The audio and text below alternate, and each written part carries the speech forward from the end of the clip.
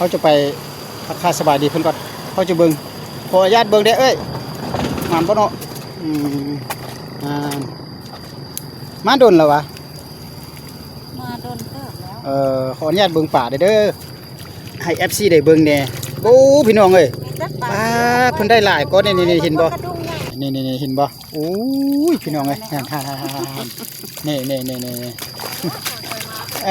บ่เป็นหยังบ่เป็นหยังโอ้ยขออนุญาตเบิ่งป่าแน่โอ้ยเพิ่นหากะมาเพิ่นก็หาได้เนี่ยพี่น้องเอ้ยก็ประมาณนี้ปลาซิวปลาขาวน้อยนี่นะโอ้ตายพี่น้องเพิ่นได้หลายก็โอ้บ่แม่น 4-5 โลเพิ่นบ่นี่น่ะทุกอย่างอันนี้ถึกมองนี่หว่าถึกเต็มมองตัวนี้อันว่าป้าพี่น้องเอ้ยข้าวเพ้ออยู่นี่ตัวนึงนี่โอ้มานิ้ว2ตัวนี่โอ้อยู่นี่ตัวนึง3ตัวนี่ตัวนี้จะออกพี่น้องเอ้ยอยู่นี่ตัวนึงนี่อยู่นี่ก็ตัวนึง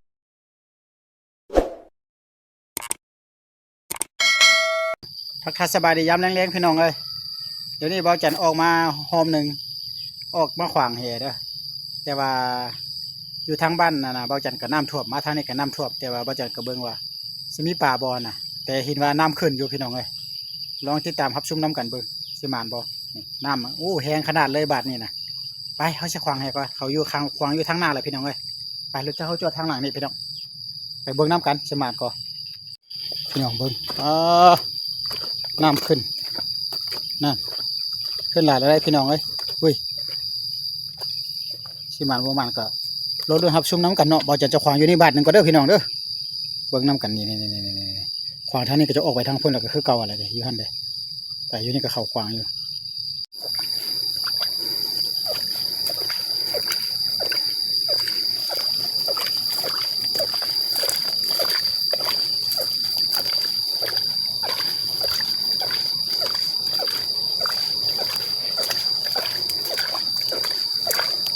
เบาจันมามีคนหนึ่งนะขวางเฮก็ได้ยินแต่เสียงชวาดหนึ่งแต่บ่เห็นคนพี่น้องเลยเบาจันออกมาทางนี้บ้านเนี่ยลัดมาทางป่าเลย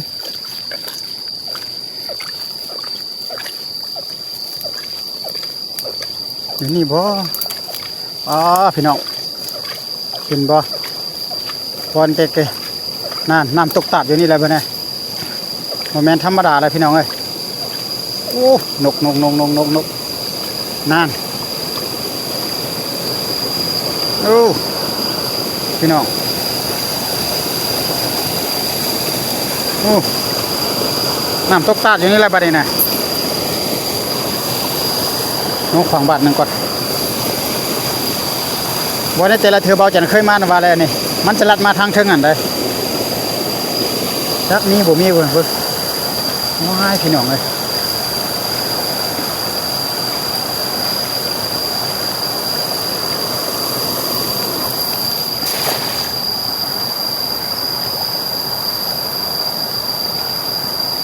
จะเป็นเขาขวางก้อนกับประจักษ์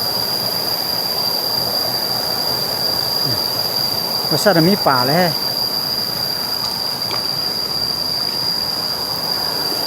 โอ้น้ำใหญ่ดีพี่น้องเอ้ยเขามากวนก้อนแล้วพี่น้องเอ้ย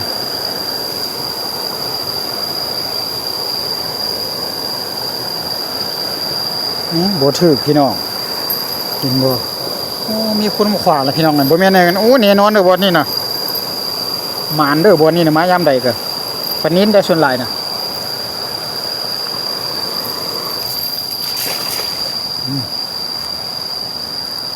โอ้เลิกบนนี่นะ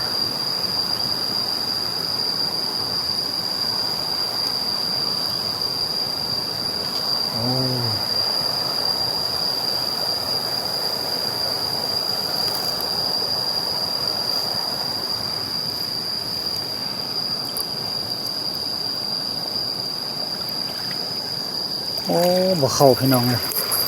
นี่มีคนมาขวางก่อนแล้วโอ้มาพี่น้องเข้ามาสวยแล้ว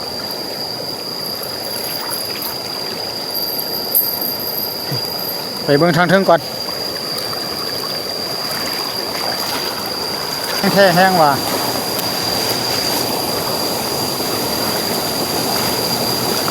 ปลาน่ะบ่แม่นเข้าอยู่นี่เบิดบ่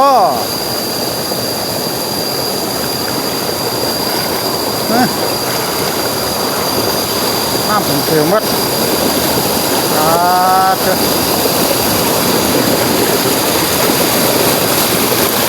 เอา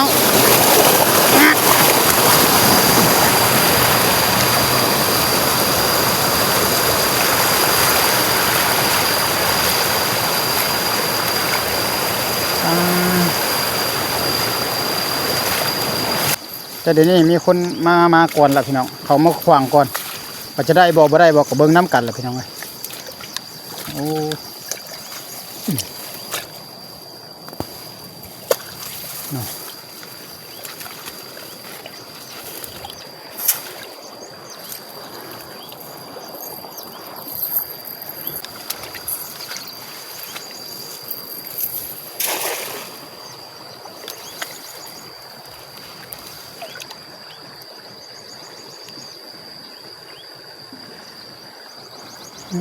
เกาะพอ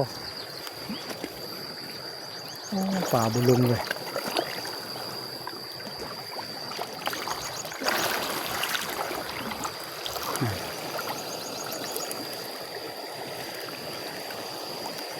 ป่าเนี่ยส่วนใหญ่มันมาแต่หนองเหนือเพิ่นได้นี่นะ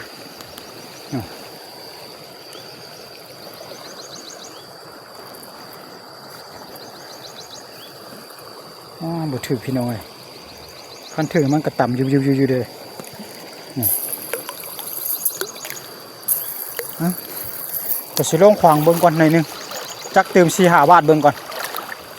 บ่มานกับพี่น้อง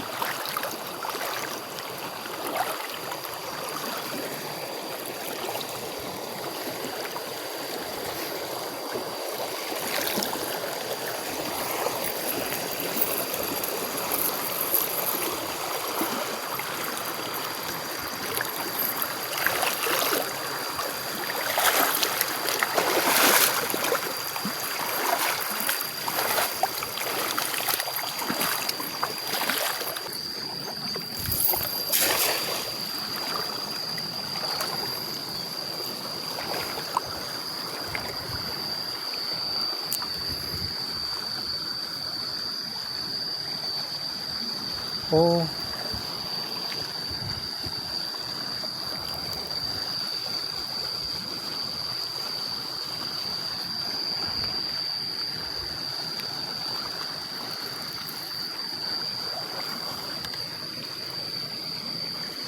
บ่มีต่ำพี่น้องเลยได้นี่เป็นตะขี้เละหมด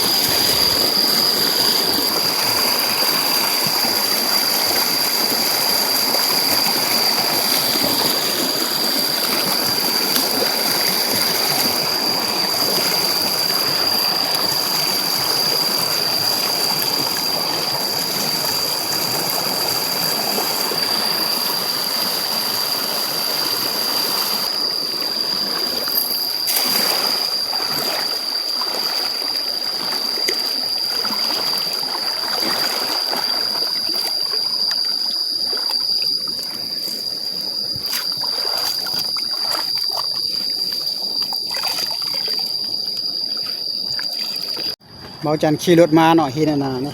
พวกน่ะเขาตึกกระดุงนะพี่น้องเอ้ยเขาวางกระดุงอยู่น่ะวันนี้นะอยู่แคมทางถนนใหญ่เลยตรงกันข้ามก็จะเป็นน่ะห้านบริการที่ว่าอาหารพี่น้องนี่เพิ่นตึกกันนะเขาจะไปทักทายสบายดีเพิ่นก่อนเขาจะเบิ่งขออนุญาตเบิ่งเด้อเอ้ยงานบ่เนาะมาโดนแล้ววะ มาโดนเติบแล้ว ขออนุญาตเบิ่งป่าเด้อให้ FC ได้เบิ่งแหน่โอ้พี่น้องเอ้ย มีแต่ปลา เพิ่นได้หลายก็นี่เห็นบ่ กระดุมใหญ่นะ แต่ว่าป่าน้อยป่าขาวน้อยได้นี่พี่น้อง ปลาซิวปลาขาว ป่าซิวป่าขาวน้อยพี่น้องเอ้ยโอ้มัน หมานอยู่เด้นี่ค่อยไปหอบหนึงหั่นบ่มีบอนขวางแห่น้ำมันกำลังมาแล้วมันน้ำแห้งโพดบ่ได้ปลาจักตัวไปขวาง 4-5 บาทนี่พี่น้องเอ้ยนี่เห็นบ่โอ้ยพี่น้องเอ้ยนี่บ้านละ 4-5 6 ตัวบ้านละ 4-5 6 ตัวโอ้หมานอยู่นึงนั่นโอ้มันอยู่แถวหอมค่อยอยู่หอมหนึงหั่นก็ไทยน่ะไทยบ้านนั่นน่ะบ้านน้ำมูลเฮาเป็นแถวอยู่ทางนั้นน่ะตึกกระดุงน่ะเขาก็ตึกกระดุงเมื่อนั่นล่ะไปเข้าไปเบิ่งน้ำเอ้ยเด้อโอ้หมันเนาะเอ้ยเนาะโอ้สบายดีเด้อไอ้เด้อขออนุญาตได้เด้อถ่ายน่ะลง YouTube แน่เบิ่งป่าได้เด้บ่เป็นหยังโอ้ขออนุญาตเบิ่งป่าแน่โอ้ยเพิ่นหาก็มาเพิ่นก็หาได้เด้เนี่ยพี่น้องเอ้ยก็ประมาณนี้ปลาซิวปลาขาวน้อยนี่นะเอาโตหมานโตนี่เบิ่งเพิ่นตุกกระดุงน้อยพี่น้องนี่เขายังบ่ฮู้เฮ็ดได้อันเฮ็ดกระดุงนี่ก็ได้เด้อมัน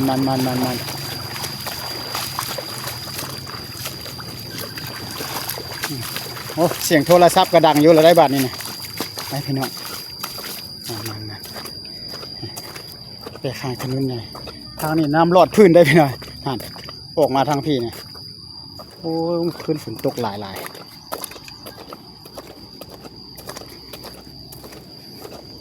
พี่น้องนี่เบ็ดเพิ่นก็เอามาพร้อมแต่ว่าเบ็ดเพิ่นบ่ได้ลงเพราะว่าเพิ่นลงกระดุงเลยขออนุญาตเบิ่งเด้อเอ้ยเด้อเบิ่งป่านี่พี่น้องเอ้ยเอาตายพี่น้องเพิ่นได้หลายกว่าโอ้บ่แม่น 4-5 โลเพิ่นบ่นี่น่ะป้าพี่น้องเอ้ยมาดูแล้วบ่เอ้ยมาประมาณ8-9 โมงนี่ล่ะโอ้มันอยู่พี่น้องเอ้ยป้าเถอะมันนี่บรรยากาศอยู่ทุ่งอยู่ทาอยู่เข้มนั่นเข้มหนองได้ไปเด้อนี่เอามันเขาก็จะไปลงทางน่ะอยู่ทางน่ะแถวเฮือนหันอีกก่อนใส่มองไว้หั่นมันอยู่เอาขอบใจเพิ่นมานดีอู้พี่น้องเอ้ยมีตาสะอ่อนป่าน้อยป่าขาวซ้อยน่ะงามพี่น้องแค่ปิดเข้มทางเลยเนาะเอาขออนุญาตเขาจะตัดภาพไปก่อนพี่น้องตัดภาพไปเขาจะไปเบิ่งอยู่ทางน่ะอยู่เฮือนเพิ่นละเขาไปยามมองก็ยังมีด่างหนึ่งเด้อพี่น้องเขาใส่อยู่เพิ่นน่ะนะพี่น้องไปเบิ่งป่าก่อนนี่เพิ่นใส่พอเจ้าใส่อยู่นี่แม่นบ่มื้อเช้าหั่นมาเพิ่นหมานก่อนนี่ได้หลายเด้พี่น้องเอ้ยอันนี้อยู่ทงยางอันนี้ทึกมองนี่หว่าทึกเต็มมองตัวนี้หั่นหว่าป้าพี่น้องเอ้ยเข้าเพ้อนั่น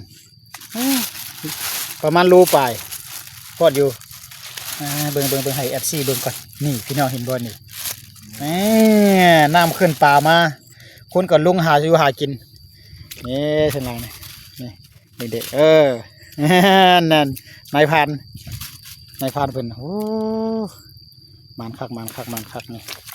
ยังใจบ่ได้ใส่แล้วบ่นี่อยู่นี่ใส่ด่างนึงใส่อยู่หั่นอยู่ทางนั้นก็ยังมีด่างนึงเด้พอเจ้าใส่พ่อใส่เก็บแล้ววะเก็บได้ก็ปนกันได้ตัวนั้นปนอีกปลา4-5 ตัวเนี่ยสั่นพ่อไปใส่ละอีพ่อค้าสีเข้าโอ้มันเนาะคักเช้านี่เราไปหลายเลยมื้อเช้าค่อยก็ประมาณ10 ปลายตัวบ่แล้วก็พยายามอีกประมาณนั้นน่ะโลนึงค่อยก็แต่ว่าฮักกินด้วยแหละตอนเช้าหั่นเขาจะไปเบิ่งมองกันมันจะใส่ตัวบ่มีน้ำแล้วก็จะได้เศร้าเลยเนาะน้ำแห้งไปว่าจังก็ใส่อยู่มองน่ะวันนี้จัก 4-5 ตัวก็ยังใครพี่น้องบ่เอาหลายดอกเอาจักประมาณ 4-5 ตัวน้ำแห้งหลายแล้วเด้พี่น้องเบิ่งบ่เมื่อเช้านี่อยู่นี่มันลิบหมดแม่นบ่นี่น้ามันขึ้นไวแล้วก็แห้งไวได้อยู่แถวนี้มันบ่ได้โดนได้พี่น้องเมื่อเช้านี่ลิบหมดแต่นี่แห้งแล้วไปทางใดก็มีแต่คนหาอยู่หากินพี่น้องเอ้ยสมานอยู่บ่จักตูนี่ไปหอมหนึ่งนะโอ้ยบ่คุ้มค่าพี่น้องบ่มานซ้ำเบิ่งอย่างนี้ก่อน นี่เขาก็ใส่อยู่นี่เลยนี่นี่ทิ่มอยู่นี่แหละมีปลาถืออยู่บ่โอ้บ้องแดกหมดพี่น้องเลยโอ้บ่ถือซับปลาบ่มาละยกเบิ่งก่อนโอ้บ่ถือพี่น้องเลยผมมีปลาแล้วปลาบ่มาแหละนี่บ่มานเนาะปลาตัวนึงก็บ่ถือโอ้อยู่นี่ตัวนึงนี่โอ้มันอยู่2ตัวนี่เฮ้ยนี่พอได้ตื่มกันพี่น้องเอ้ยอย่าว่าบ่มานเด้อซ้ำนี่ก็เอาได้พี่น้องเอ้ยใส่หาปลาอยู่ใกล้บ้านเป็นจังซี่แล้วนี่2ตัวจังนั้นมาเก็บเอาพี่น้องเอาเด้อเบิ่งไปก่อนพี่น้องให้พี่น้องเบิ่งก่อน2ตัวโอ้อยู่นี่ตัวหนึ่ง3ตัวนี่ตัวนี้จะออกพี่น้องเอ้ยเอาเนี่ยเบิ่งไปก่อนนี่โอ้ยยังถืออีกบ่โอ้มันขี้เยอะหลายโพดนี่ขี้เยอะหลายโพดละ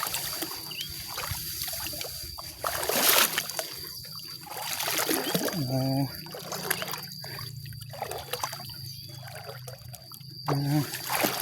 อ้โหอยู่นี่ตัวหนึ่งนี่อยู่นี่ก็ตัวหนึ่งพี่น้องเอาซ้ำนี่ก็เอาโบมานแกไม่เศร้าก็ได้ละนี่เก็บก่อนพี่น้องขออนุญาตเอาปลาก่อนเด้อ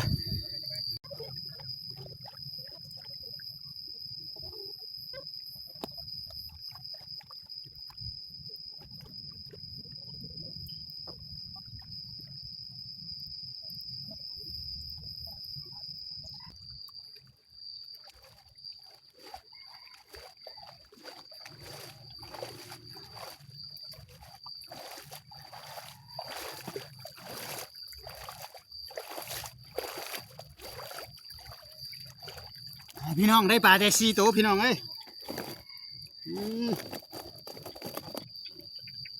ปลา4ตัวพี่น้อง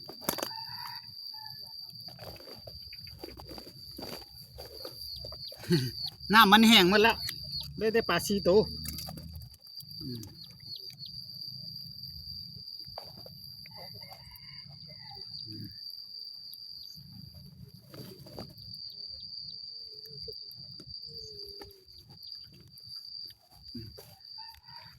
พี่น้องให้พี่น้องเบิ่งนี่ได้แต่ซ้ำนี่แหละพี่น้องไงยืมมือเศร้าก็ได้หลายอยู่เมื่อกี้ก็ไม่ยามเธอหนึ่งตัวเมื่อกี้ยามมาได้ทายได้4ตัวก็ได้ซ้ำใดเอาซ้ำนั้นพี่น้องเอาโคบใจเด้อเอาสำหรับคลิปนี้เบิ่งแล้วก็เป็นประโยชน์เป็นกำลังใจก็ที่ว่าพักที่ตามกันเด้อพี่น้องเด้ออย่าลืมอย่าพลาดในคลิปต่อไปเลยพี่น้องไงคลิปนี้ก็การหาปูหาปลาอยู่ในทุ่งในทานนี่ก็ประมาณซ้ำนี่แหละพี่น้องไงบ้านหน้าคอยพ่อกันไหมสำหรับคลิปนี้แสดงความขอบใจบายบายพี่น้องกดไลค์กดแชร์กดติดตามให้เลยครับบ้านนี้นะมองกับเบิ้งแม่มองอีห้างนี่จีกมัดพี่น้องเลยจีกแท้จีกว่าคันมองดีทึกหลายอยู่ได้อันนี้มองจีกหลายไอ้ครับ